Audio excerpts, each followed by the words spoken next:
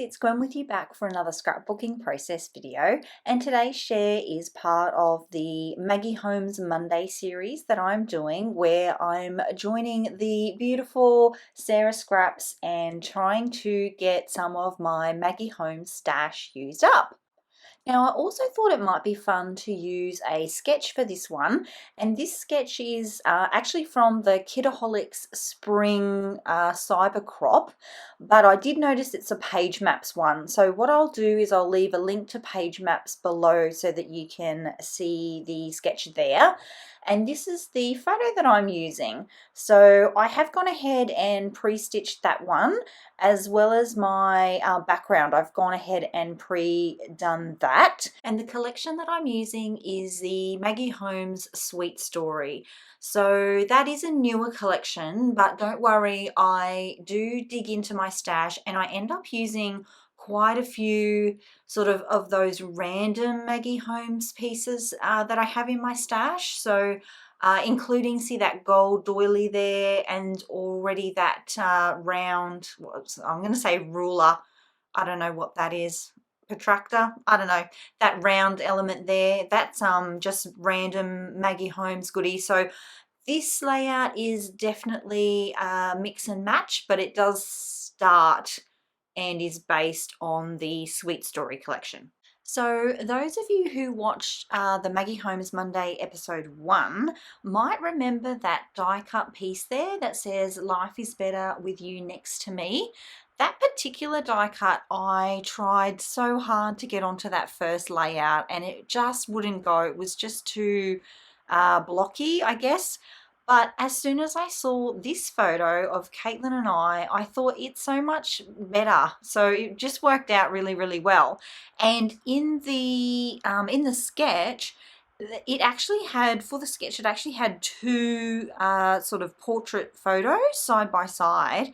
And you can see it there. And I've actually gone with like the landscape photo, and that die cut sort of represents the other photo, if that makes sense. So yeah, loosely following along with the sketch, which is kind of how I roll. So yeah, so at this point, nothing is stuck down at all, except for the die cut on the left there, which I 100% knew that I wanted to use, and I had that nice open space in my photo that I could position it in. So yeah, that was locked in, but everything else is just sitting there, and I'm really just having a play and trying to see what pieces in the collection I'm going to use on the page and how the layers are going to fit together. So on the sketch there isn't that many layers, but of course my style, I love tucking things in and having lots of layers and lots of interests in the lines on the page. So the best way I found for me to do that is to not position or not lock anything too much into place until I've got a really clear plan of where the page is going. Okay, so in the sketch, there's also in the background, on the background layer, there is quite a large rectangle that should be pattern paper. But for the sketch, it ran quite vertically, and I think it probably would have worked if my photos had both been vertical photos, but because I switched it out and made it one landscape 6x4 photo, I just felt that it kind of didn't flow as well when that back rectangular piece was longer. So you'll see I think I'd cut out quite a bit of footage of that piece in the background there. That started a good, I think initially I had it maybe a good 3 inches taller than that, and I just kept chopping a little bit, then chopping a little bit until it ended up about this size. And it was really just, obviously, when you're working with a sketch, it's not set in stone. You can sort of mix and match and chop and change things to suit where you're going and what you're doing.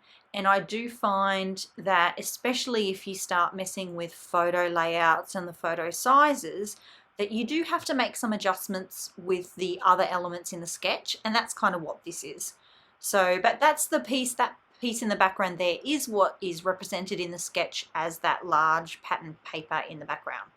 So yeah, and then on top of that, I'm adding all of my little paper scraps.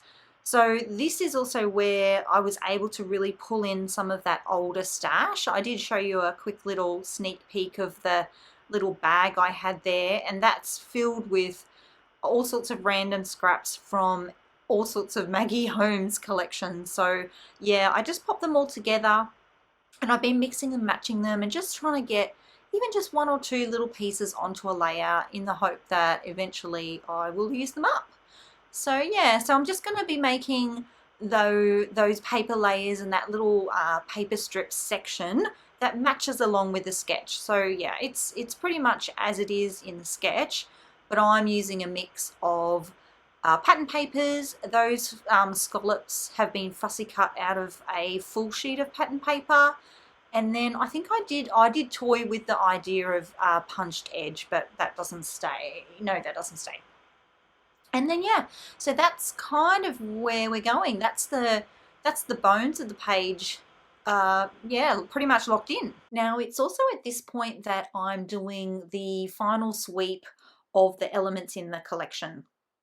I'm just going through and making sure that there's nothing that I can use as part of my layers, no little bits and pieces that I can tuck in and get them used up. And I do grab a couple. So there's that tag and there's that journaling block that's in the dark pink there. And then I'm going to also combine that with some of the other elements from bits and pieces in my stash. So I actually think that that flower might be from this collection though. Everything's all mixed up now, so I'm not really sure what's coming from what. But that, yeah, that big floral element does stay on, and lots of other little bits and pieces. Yeah, that yellow flower there, that one is not from the current collection. That one's definitely from the little box of goodies that I have. Oh, so too is that, see that yellow tag that's above the title that says My Lovely Life? It says Love You Lots, and it's been kicking around here for a while, so that was good to get on the page. And yeah, so I'm just really focusing on keeping the outside lines of the layout interesting. So I'm conscious that I don't, as I'm adding things, I don't want things to seem too block-like. I'm not going for a grid design.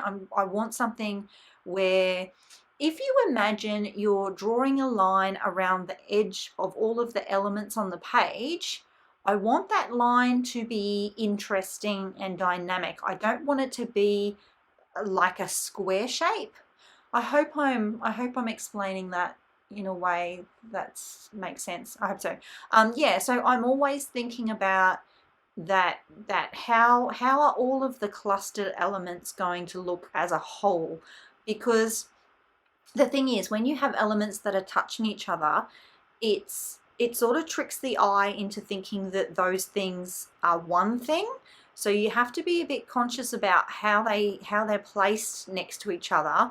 And yeah, I think that what I was saying about the outside edge is what's key. So I want lots of interesting shapes around that outside edge of the main cluster there. So yeah, I hope that makes sense. I hope you're still with me. You're still with me?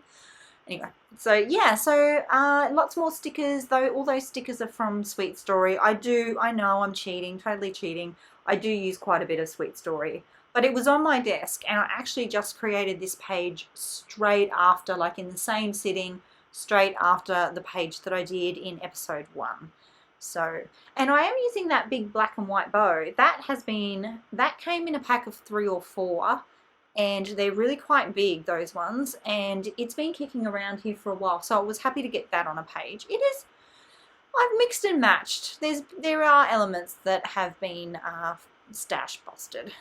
So I have actually also already made episode 3's layout, and for that one you'll be happy to know I stash busted 100% of that layout. So I have packed Sweet Story away now, and yes, so that one is 100% old stash bust for Maggie, and that one will be up in a fortnight from today, so not Monday, so Monday week. So yeah, if you like these videos, be sure to subscribe, and you will get an email to say when the next one in the Maggie Holmes series is ready for you to watch.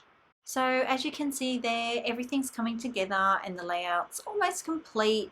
I am really just going down now and making sure that everything's glued with a liquid glue.